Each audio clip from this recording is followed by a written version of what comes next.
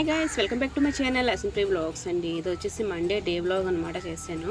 Mummy వాళ్ళ దగ్గర గుర్తుగా ఉంటుంది కదా అని చెప్పేసి డే వ్లాగ్ అయితే చేశాను ఫ్రెండ్స్. ఇంకా ఎర్లీ మార్నింగే లేచి ఇంకా ఫ్రెష్ అప్ అయ్యి టీ అయితే పెట్టేసుకున్నాము. అలా కూర్చొని టీ తాగుతూ కాసేపు వంటగదిలో అనమాట కూర్చుంటాం, అలాగా మాట్లాడుకుంటాం కాసేపు అనమాట. ఇక్కడ వచ్చేసి కిచెన్లో కూర్చొని ఇంకా టీ అయిపోయినాక వెంటనే సిస్టర్ అంది కొంచెం హీట్ ఎక్కువ ఉంది కదా, త్వరగా వంట చేసేసుకుందాం అని చెప్పేసి నేనే వంట చేస్తాను. సిస్టర్ అయితే నేను అన్నీ కట్ చేసి ఇచ్చేస్తాను అని చెప్తే ఇంకా అలాగా కట్ చేసి ఇచ్చిస్తుంది అనమాట. ఇంక ఇక్కడ వచ్చేసి సేమియా చేసేసాను.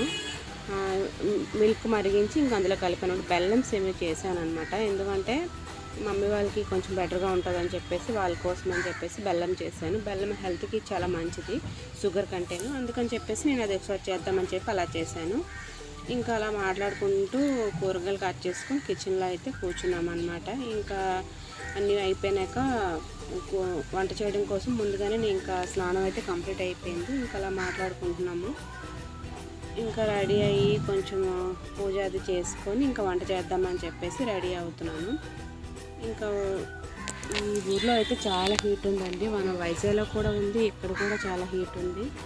నాకు తెలిసి ఈ సమ్మర్లో జర్నీ చేయకపోవడం మంచిది. మేము ఇంకెక్కడికైనా ట్రిప్ వేద్దామని చెప్పి అనుకున్నాము. ఇంకెక్కడికైనా అంటే మనకి దగ్గరలో ఉండే ప్లేసెస్ ఏవైనా చూపించమని మా హస్బెండ్కి అయితే నేను అడిగాను. మా హస్బెండ్ చెప్పారు హీట్ ఎక్కువ ఉంది కదా అని చెప్పేసి చూపిస్తానన్నారు. బట్ పిల్లలతో వెళ్ళడం కష్టమే, మనకు కూడా కష్టంగానే ఉంటుంది. ఎందుకంటే చాలా హీట్ ఉంది కాబట్టి. ఇంకా ఇలాగ మమ్మీ వాళ్ళ ఇంటికి అయితే ఇంకా పిల్లలకి హాలిడేస్ మళ్ళీ ఉండవు కదా అని చెప్పేసి నేను కంపల్సరీగా తీసుకొచ్చాను అనమాట. ఇంక ఇక్కడ వచ్చేసి ఈరోజు మండే కాబట్టి నాన్ వెజ్ తినము, అందుకని చెప్పేసి కందదుంపు ఉంటుంది కదా అదనమాట, రౌండ్ చక్రాలాగా సిస్టర్ అయితే కట్ చేశారు. దాన్ని పులుసు పెట్టాను. చాలా చాలా టేస్టీగా ఉంది. కంద అయితే చాలా ఫ్రెష్గా ఉంది ఫ్రెండ్స్. నేను వైజాగ్లో తింటాను, బట్ ఏమంటే మా హస్బెండ్ చాలా ఇష్టం ఆ పులుసు అంటే. నేను చేస్తాను బట్ అంత ఫ్రెష్గా ఉండవు, గట్టిగా అనిపిస్తుంది పులుసు చేసినా కూడా. ఇది ఎంత ఫ్రెష్ అంటే చాలా బాగుంది టేస్ట్ అయితే. అండ్ ఇంకా దుంప పులుసు పెట్టాము. అండ్ ఇక్కడ వచ్చేసి నేనైతే ఇక చింతపండు పులుపు నానబెట్టుకున్నాను. చింతపండు నానబెట్టి అందులో పులుసు వేసేస్తాను అనమాట. అది ఒక పులుసు పెట్టేస్తాను ఆల్రెడీ, ఇంకా పెడుతున్నాను. అండ్ ఇక్కడ వచ్చేసి పప్పు అయితే నానబెట్టాను నైట్ కోసం అనమాట. ఇడ్లీ కోసం ప్రిపేర్ చేసుకుంటున్నాను ముందుగా అనమాట ఇక్కడ.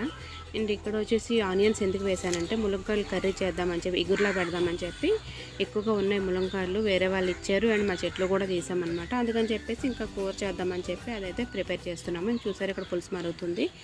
అండ్ ఇక్కడ వచ్చేసి మేము అది పెట్టాక ఇగురు అయిపోయింది అండ్ పులుసు కూడా అయిపోయింది. రైస్ పెట్టేశాను. అండ్ ఇక్కడ వచ్చేసి మాకు వీధిలో కొలాయి వస్తాయి, బట్ మేము వీధిలో అయితే కొలాయి పట్టమన్నమాట. అందుకని చెప్పేసి ఇంక ఇంట్లోనే మేము క్యాన్లు తాగడానికి అయితే వాటర్ తెప్పించుకుంటాము. క్యాన్స్ అవన్నీ తాగడానికి ఫ్రిడ్జ్లో పెట్టుకుంటాము అండ్ మామూలుగా కూడా. అండ్ ఇక్కడ వచ్చేసి ఈ వాటర్ అయితే మాకు బ్యాక్ సైడ్ మోటార్ ఉంది, దాంట్లో మోటార్ ఆన్ చేసుకొని మంచినీళ్ళు అయితే ఇక మంచినీళ్ళు ట్యాప్ అనమాట. మిగతావన్నీ నార్మల్ ట్యాప్స్, ఇది మంచినీళ్ళు వస్తాయి. ఇంక ఇక్కడే ఒక పట్టించుకుంటాం అనమాట. ఇక్కడే వంటకి ఆటల కోసం అనమాట. వంట అది వీటితోనే చేస్తాను. అండ్ ఇక్కడ వచ్చేసి గంట పప్పు అయితే కడిగేస్తున్నాను, ఎందుకంటే మంచినీళ్ళు వస్తున్నాయి కదా, ఇంకా మళ్ళీ పట్టడం ఎందుకు అని చెప్పేసి ఇంక ఇక్కడే పప్పు అది కడిగి పెట్టేసుకుంటున్నాను. మార్నింగ్ 11 అయింది. ఇంకా పప్పు అది కడిగి పెట్టేసుకుంటే రెడీగా ఈవినింగ్కి రెడీగా ఉంటుంది కదా మిక్సీ పట్టేయాలనేసి ఇంకా పప్పు అది వాటర్తోనే కడిగేసుకుంటాను. రైస్ అన్నీ నేను మోటార్ ఆన్ చేసుకున్నప్పుడే నేను రైస్ అవి వాటర్తో కడిగి పెట్టేసుకుంటాను అనమాట. ఇంకా నార్మల్గా క్యాన్ అయితే పట్టుకుంటాం కాబట్టి, క్యాన్స్ అయితే తెప్పించుకుంటాం కాబట్టి అది తాగడానికి అనమాట. ఇంకా మిక్సీ పట్టేసాను. ఇక్కడ రుబ్బు అయితే మిక్సీ పట్టేస్తున్నాను పప్పు.